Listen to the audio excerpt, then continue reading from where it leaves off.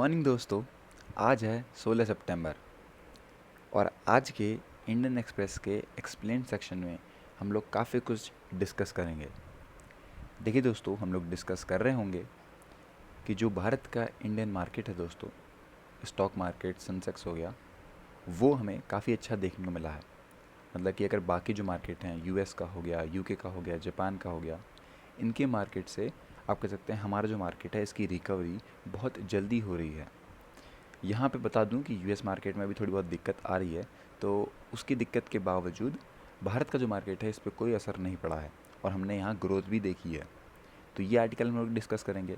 दूसरा आर्टिकल होने वाला है दोस्तों मलेरिया के बूस्टर डोज़ के बारे में, जहाँ बताया जा रहा है कि स्टडी के दौरान कि 70 से 80% की प्रोटेक्शन मिल रही है अगेंस्ट द मलेरिया डिजीज़, अगर हम लोग ये वाली जो बूस्टर डोज़ है इसे लेते हैं तब। एंड लास्ट आर्टिकल दोस्तों हमारा होगा, यूएस ने यहाँ पे आप कह सकते हैं पाक को हेल्प करी है F-16 पैकेज के साथ, उसके बारे में डिस्कस करने वाले हैं कि आखिर हमारा जो यहाँ पे आप कह सकते हैं डिफेंस मिनिस्ट्री है, इसको क्या कंसर्न्स लग रहे हैं इस पूरे आप कह सकते हैं रिलेशन से, क्या दिक्कतें उन्हें आ रही है। तो ये सब कुछ हम लोग डिस्कस करने वाले हैं अपनी आज की इस वीडियो के अंदर। तो काफ़ी अच्छा रहने वाला है, काफ़ी कुछ आपको इन्फॉर्मेटिव यहाँ पता लगेगा, इसलिए दोस्तों वीडियो को पूरा ज़रूर देखिएगा। अब चलिए स्टार्ट करते हैं, पर बता दूं उससे पहले कि अनअकैडमी के लिए यहाँ पे 20% ऑफ आज तक के लिए ऑफर है दोस्तों। आप लोग जाइए, अवेल कीजिए स्टडी IAS कोड यूज़ करके। 0% की EMI है, बेनिफिट्स मिल रहे हैं आइकॉनिक के बहुत अच्छे अच्छे दोस्तों। और साथ ही 18 सितंबर को होगा UPSC CSC का सुपर कॉम्बैट, यहाँ पे भी आप खुद को जाके एनरोल कर सकते हैं। डाउट सेशन है आप लोग के लिए, डेट देख लीजिए, इस डेट पे आपके डाउट्स रहने वाले हैं। अब देखिए दोस्तों, बात करते हैं सबसे पहले अच्छे तरीके से कि आखिर क्यों यहाँ पे जो आप कह सकते हैं भारत में जो इंडियन मार्केट है इसकी रिकवरी हमें बढ़िया देखने को मिली है। सबसे पहले बता दूं मैं आप लोग को कि यूएस में इन्फ्लेशन जो डेटा आया है अगस्त का, वो हमें आया है 8.3% की ग्रोथ यहाँ देखने को मिली है। वहीं बात करूं मैं अगर दोस्तों Dow Jones Industrial Average index के बारे में, तो वो ट्यूसडे को 3.94% तक ड्रॉप हो गया। ये तो दोस्तों बात हुई कहाँ की, यूएस की, कि वहाँ पे दिक्कतें आई। लेकिन अगर मैं बात करूँ इंडियन या फिर एशियन मार्केट के बारे में, तो वहाँ पे भी आप कह सकते हैं प्रेशर आया था। वेनसडे की मॉर्निंग को दोस्तों जो जापान का यहाँ पे निकी 225 है, वहाँ पे भी 2.8% का फॉल आया। मतलब कि एक तो यूएस में फॉल आया, जापान एशिया में फॉल आया, लेकिन भारत के अंदर दोस्तों बता देता हूँ, जब शुरुआत हुई तब वहाँ पे 2% का फॉल था, डिक्लाइन आया, लेकिन बहुत जल्दी हमने रिकवर कर लिया। जो हमारा रिकवरी रेट है दोस्तों, ये हमें बहुत बेहतरीन देखने को मिला। और हमने जब क्लोज़ करा था उस टाइम पे हमारा यहाँ पे आप कह सकते हैं मात्र 0.35% का डिक्लाइन था। तो ये आप कह सकते हैं हमने एक अच्छी रिकवरी करी थी। ओके, अब देखिए दोस्तों, अगर मैं आपको ये बताऊं कि जिस हिसाब से आप कह सकते हैं फॉल आया था लगभग 4% के बेंचमार्क का हमारे या फिर आप कह सकते हैं यूएस के इंडेक्स में, उसकी वजह से आप कह सकते हैं इम्पैक्ट नहीं पड़ा बिल्कुल भी जो हमारे इंडियन मार्केट के आप कहते हैं इन्वेस्टर हैं, जो हमारा इन्वेस्टर के सेंटिमेंट्स हैं उन पर। तो ये काफ़ी अच्छी बात थी कि इंडिया की जो पोजीशन है आप कह सकते हैं वो काफ़ी अच्छी हमें देखने को मिलती है। कुछ आप कह सकते हैं चैलेंजेस के बाद भी हमने यहाँ पे एक अच्छी ग्रोथ पाई है। अब आखिर किस वजह से हमें यहाँ पे ये रिकवरी मिल रही है, ये भी एक हमारा आप कह सकते हैं कुछ रीज़न्स हैं। 3 रीज़न के बारे में बेसिकली बताया गया है, उसको डिस्कस करते हैं। पहला ये रीज़न है दोस्तों जो बताया जा रहा है कि यूएस के अंदर इन्फ्लेशन आता है और उसकी वजह से जो मार्केट है वो अंडर चेक रहा। ये आप कह सकते हैं काफ़ी बड़ा इम्पैक्ट है। और अब यूएस में इन्फ्लेशन आया तो इससे भारत में कोई इम्पैक्ट नहीं पड़ा है, भारत की इकोनॉमी में, भारत की मार्केट में कोई इम्पैक्ट नहीं पड़ा है। यूएस में इन्फ्लेशन की वजह से दोस्तों जो यहाँ पे हाईयर सर्विस कॉस्ट हो गई है, उससे भारत के अंदर कोई भी यहाँ पे दिक्कत नहीं आई है। अगर दोस्तों जो इन्फ्लेशन है ये राइज़ होता है कुछ अपने इंटरेस्ट रेट की वजह से, तो ये कंसर्न हो सकता है आप कह सकते हैं over the growth in the US. काफ़ी लोग ये भी मानते हैं दोस्तों कि अगर डिक्लाइन आता है यूएस और यूरोप के अंदर, ओके, और चाइना के अंदर, तो ये भारत के लिए एक अच्छा साइन रहने वाला है। देखिए दोस्तों, जो क्रूड ऑयल के प्राइसेस हैं उससे भारत की इकोनॉमी पे फ़र्क पड़ा था। मैंने पहले भी ये वीडियो कवर करी थी जहाँ पे मैंने डिस्कस करा था या फिर किस तरीके से क्रूड ऑयल के जो प्राइसेस हैं उसकी वजह से भारत में इम्पैक्ट पड़ा है। और यह हम बता दूं कि सिग्निफिकेंटली 85% तक की जो ऑयल रिक्वायरमेंट है ये भारत कंप्लीट करता है। लास्ट यहाँ पे कुछ हफ्तों से हमें यहाँ पे सॉफ्टनिंग देखने मिली है और ऑयल की जो करंटली ट्रेडिंग है दोस्तों वो लगभग चल रही है $92 पर बैरल। ओके, तो ये पहला रीज़न हो गया कि इन्फ्लेशन हुआ कहाँ पे, आप कह सकते हैं यूएस के अंदर इन्फ्लेशन होता है तो भारत में उसका कोई इफेक्ट नहीं पड़ा। ओके, फिर दूसरा रीज़न क्या आता है दोस्तों, मैं अगर बताऊं कि जो फॉरेन पोर्टफोलियो इन्वेस्टर हैं, जो कि भारत के बाहर के लोग हैं, वो भारत के मार्केट में भारत वापस से इन्वेस्टमेंट कर रहे हैं। मैं बताऊं कि अब तक यहाँ पे लगभग 68,957 करोड़ की इन्वेस्टमेंट कर दी गई है, वो भी जुलाई के अंदर अंदर। तो अगर यहाँ पे जो भी फॉरेन पोर्टफोलियो इन्वेस्टर हैं जो कि बिग सेलर्स रहे हैं बिटवीन अक्टूबर 2021 से लेके जून 2022 तक, उन्होंने भारत की जो इक्विटीज़ है उसमें लगभग यहाँ पे 2.55 लाख करोड़ का आप कह सकते हैं जो सोल्ड है इसे करा था।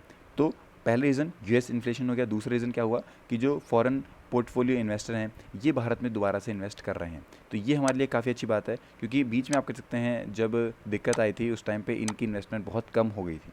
ओके, और इसी वजह से हमारे लिए थोड़ी दिक्कत आई थी स्टार्टिंग में, पर अब सब कुछ नॉर्मल है। थर्ड फैक्टर क्या है दोस्तों कि जो मार्केट पार्टिसिपेंट्स का है उनके हिसाब से बताऊं मैं आपको, तो जो वर्ल्ड है वो यहाँ पे टर्मोइल पे चल रहा है और यहाँ पे कुछ स्ट्रक्चरल इश्यूज़ आए हैं। भारत दोस्तों इमर्जर है, ओके, और हमारे लिए बहुत अच्छी जगह है कि आप कह सकते हैं दूसरे लोगों के लिए कि वो भारत में इन्वेस्ट करें। क्यों? क्योंकि भारत के पास इस टाइम पे कोई भी आप कह सकते हैं पॉलिटिकल अनस्टेबिलिटी नहीं है, और हमारे पास भारत के पास एक ग्रोथ विजिबिलिटी हमें देखने को मिलती है।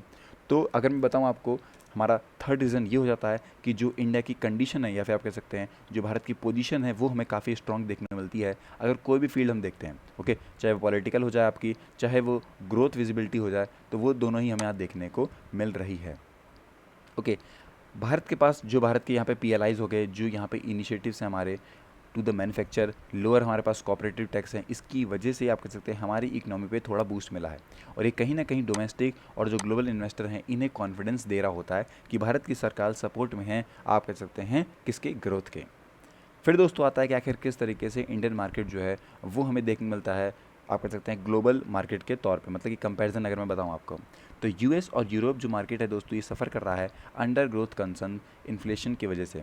ओके, और इंडियन मार्केट जो है दोस्तों इसके पास यहाँ पे हमें ग्लोबल लिक्विडिटी फ्लो देखने को मिला है, जिसकी वजह से हमारे यहाँ कहीं ना कहीं जो रिकवरी है डोमेस्टिक इन्वेस्टर की वो उनकी इन्वेस्टमेंट में हमें देखने को मिली है। अगर दोस्तों ये वाला अगर आप लोग यहाँ पे देखते हैं टेबल, यहाँ से आपको पता लगेगा कि जून 2022 और 15 सितंबर के चेंजेस के बारे में।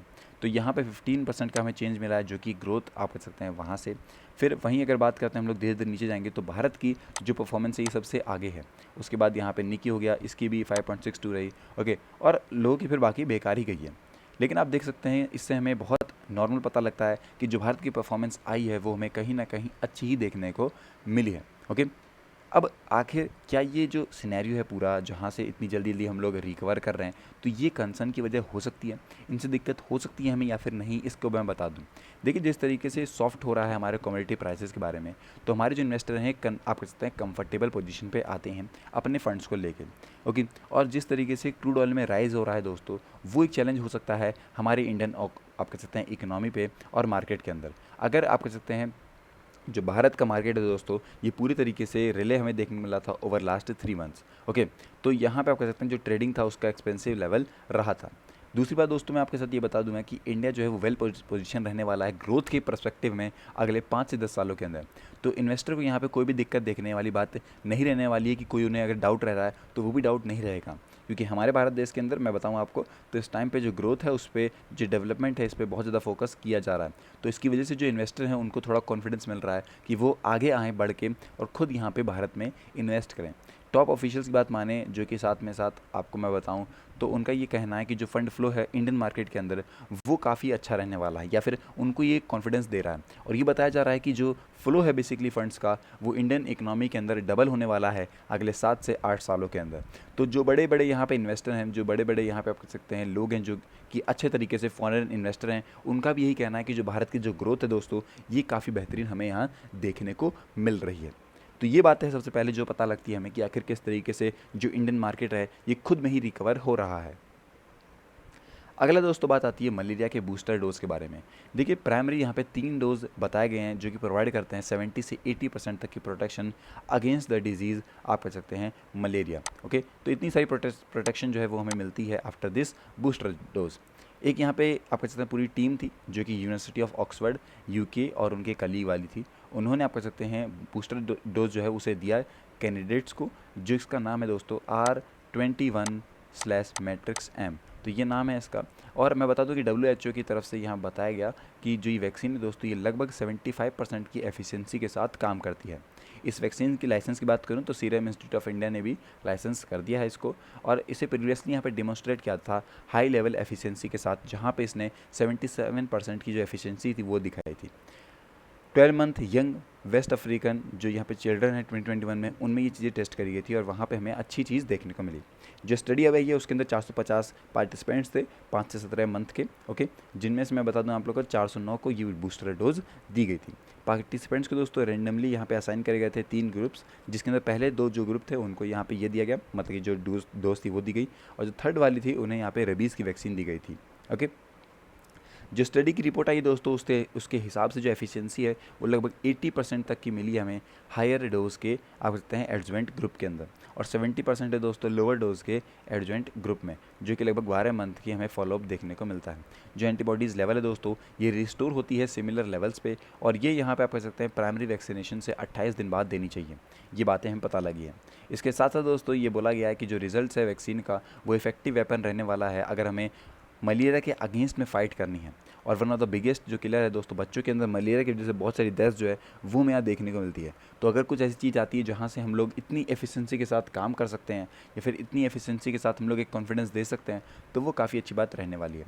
जो ट्रायल है दोस्तों ये एक्सटेंड रहेगा 2 साल आगे तक के लिए इस बूस्टर डोज पे, मतलब कि बेसिकली सब कुछ मैनेज करना पड़ता है, हर एक केसेस को देखना पड़ता है कि अगर इस बच्चे को दिया जाएगा इस बच्चे को दिया जाएगा तो क्या रिजल्ट्स आने वाले हैं। उनके लिए हमारे जो आप सकते हैं पूरे जो टीम है ये कैसे रेडी है, तो इन सबको मेंटेन करके चलना पड़ता है। तो हायर एफिशिएंसी के लिए दोस्तों हमें और ज़्यादा इनको यहाँ पे फॉलोअप करना पड़ेगा लगभग 2 सालों तक, उसके बाद ही हम लोग दे सकते हैं रिजल्ट्स। अभी जो फेज़ 3 लाइसेंस का ट्रायल जो है वो दोस्तों चल रहा है बेसिकली, और लार्ज स्केल पे यहाँ पे सेफ्टी और एफिशिएंसी की बात करी जा रही है। मतलब कि अब हमने जो 450 में करा उसके बाद अब हम करने वाले हैं लगभग यहाँ पे 4800 बच्चों के अंदर, ओके।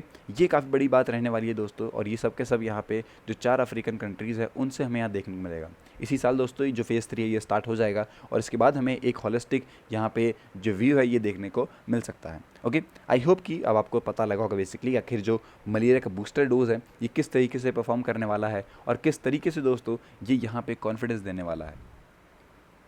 अब दोस्तों आता है काफ़ी इंटरेस्टिंग टॉपिक। सबसे पहले हम लोग इसके अंदर सब कुछ कवर कर रहे होंगे, डिप्लोमेसी होगा, फॉरेन की पॉलिसीज, स्ट्रैटेजी वगैरह, भारत का क्या पॉइंट ऑफ व्यू है, भारत का क्या स्टैंड है इसको लेके।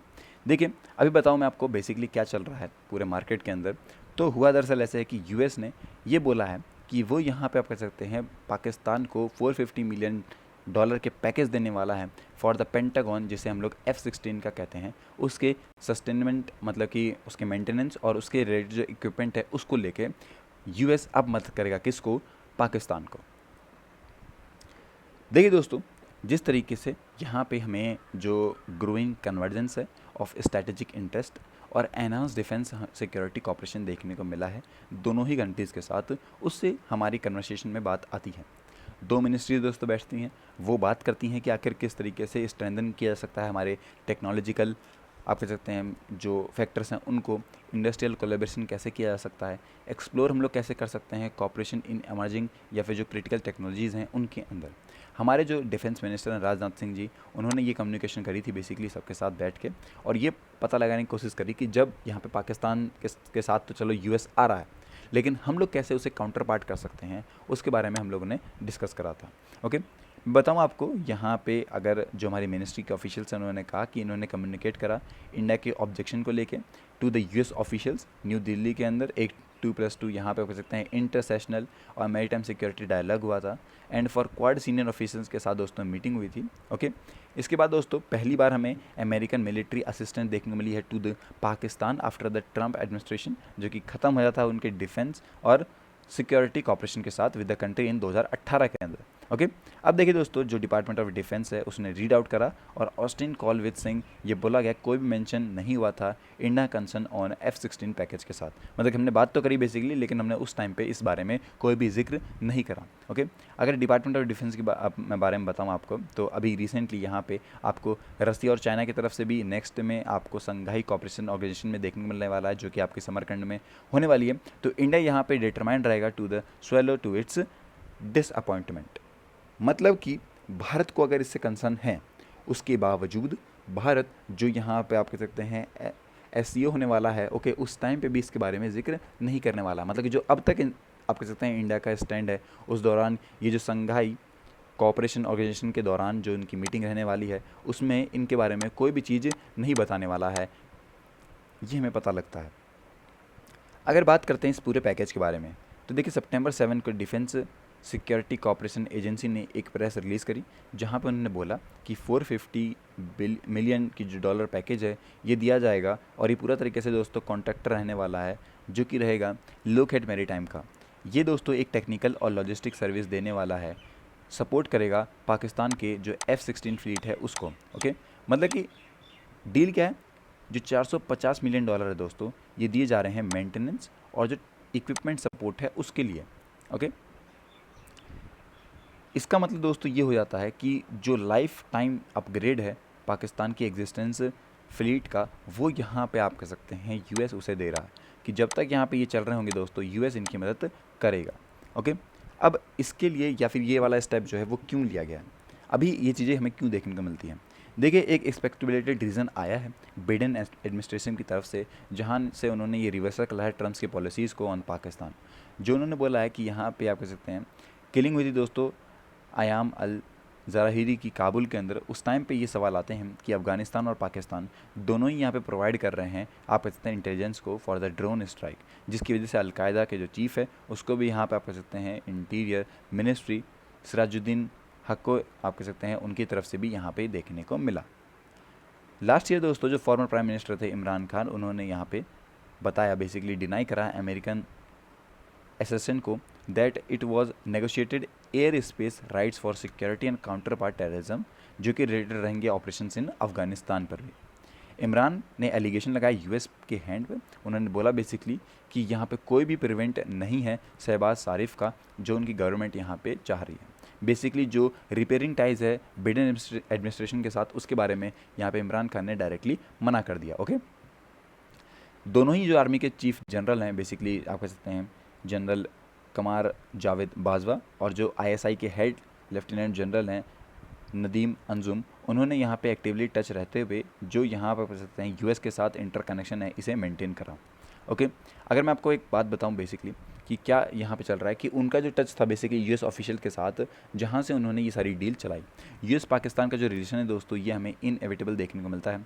जितने भी लोग यहाँ पे आप कह सकते हैं पाकिस्तान मिलिट्री से हैं रिलेटेड या फिर जो रूलिंग है अपोजिशन पॉलिटिशियंस हो गए, वो सब यहाँ पे कह सकते हैं यूएस के साथ हैं। बेसिकली मैं बताऊं आपको तो इतना बड़ा देश अगर कोई छोटे देश के साथ आ रहा है, साथ में सपोर्ट दिखाना चाह रहा है, तो छोटा देश कभी आप कह सकते हैं उसको लेके उत्तेजना नहीं दिखाएगा या फिर उसके लेके कोई गलत बात तो कह ही नहीं सकता है। ओके, कुछ ऑब्जर्वर्स की बात माने तो अगर हम लोग जियोपॉलिटिकल चंद पे जाके देखते हैं तो वहाँ से जिस तरीके से रशिया यूक्रेन वॉर आती है तो यूएस चाहता है कि वो यहाँ पे आप कह सकते हैं ब्रेक कर सकता है चाइना के होल्ड को पाकिस्तान पर।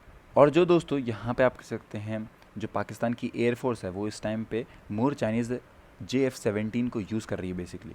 अब उसके पास जो F-16 ऐसे ही कम है बेसिकली, तो ये अमेरिका चाहता है कि वो कंटिन्यू करवा सके इस पूरी डील को। और कहीं ना कहीं जो इंडिया पाकिस्तान 2019 स्क्रिमिस डेमोन्स्ट्रेट हुआ था उससे हमें पता लगता है F-17S जो है इसे मैन्युफैक्चर्ड करा जाता है at the Pakistan aeronautical complex in Kamra jointly with China's Chengdu aircraft corporation के साथ। ओके, देखिए दोस्तों सिग्निफिकेंटली रहा on March 27 Pakistan national day के दौरान यहाँ पे जो PAF चीफ हैं ओके ज़ाहिर अहमद, उन्होंने भी बोला यहाँ पे फ्लाई पास्ट अपने ही F-16 में करा था उन्होंने। अब आखिर इंडिया और पाकिस्तान और इस एयरक्राफ्ट का क्या रिलेशन है, हम लोग को दिक्कत है या फिर नहीं है, इसके बारे में छोटी सी बात आपको बताना चाहूँगा। देखिए राहुल भोसले रिटायर्ड हैं जो कि आप कह सकते हैं online portal security risk Asia पे काम करते हैं। इनका एक सस्टेनमेंट प्रोग्राम है फॉर पाकिस्तान F-16 फ्लीट जो कि आप कह सकते हैं बोलता है कि एनहांस होगा कन्वेंशनल जो भी यहाँ पे हमारे डिटरमेंट्स हैं वर्सेस इंडिया। लास्ट एरियल जो स्क्रिम्स हुआ था बिटवीन पाकिस्तान और इंडिया फरवरी 29 के अंदर, उस टाइम पे दोस्तों मैं बताऊँ आपको जब PAF ने अपना आप कह सकते हैं लेके आया बेसिकली उसने हमारा MiG-21 को डाउन कर दिया। जब आपको पता होगा IF के पायलट अभिनंदन जी रहे थे उसके अंदर उस दौरान पे। F-16 जो एयरक्राफ्ट है दोस्तों वो पाकिस्तान को यूज़ करेगा वो फ्यूचर अगर एनकाउंटर होता है इंडिया के साथ उस टाइम पे। और इंडिया जो है दोस्तों इफेक्टिवली एनहांस कर सकता है अपने कन्वेंशनल कॉम्बैट कैपेबिलिटी को of the IAF to continue अगर उसे इन चैलेंजेस से लड़ना है तब। देखिए दोस्तों एक पैकेज यहाँ पे आता है could also be as a US signal to both Islamabad और न्यू दिल्ली। अगर कुछ ऐसा होता है उस टाइम पे ये काफ़ी बड़ा आप कह सकते हैं ब्रेक रहने वाला है आप in phase in relation. Prime minister Modi ji ने भी ये मैसेज दिया अपने यहाँ पर कह सकते हैं commiseration with Pakistan over the flood, जो कि आप कह सकते हैं कोई भी दिक्कत नहीं लेके आएगा, उसके दिक्कत में उन्होंने कुछ नहीं बोला। पर दोस्तों एट द टाइम ऑफ आप कह सकते हैं राइटिंग, कोई भी मीटिंग को यहाँ पे शेड्यूल नहीं करा गया बिटवीन दोनों ही पीएम इन समरकंद। बट दोस्तों यहाँ पे आपको बता दूं मैं कि इस टाइम पे कोई भी रूल आउट भी नहीं बताया गया है इन दोनों के ही बीच में। मतलब कि अगर मैं इन शॉर्ट आपको बताना चाहूँ कि आखिर क्या चल रहा है, तो भारत को अगर प्रॉब्लम भी है तो ये हम लोग दिखा नहीं सकते। हम लोग का क्या काम हो सकता है दोस्तों कि हम लोग यहाँ पे कर सकते हैं एनहांस कर सकते हैं अपनी कैपेबिलिटीज़ को, कि हम लोग लड़ने के कैपेबल रहें F-16 फ्लीट से।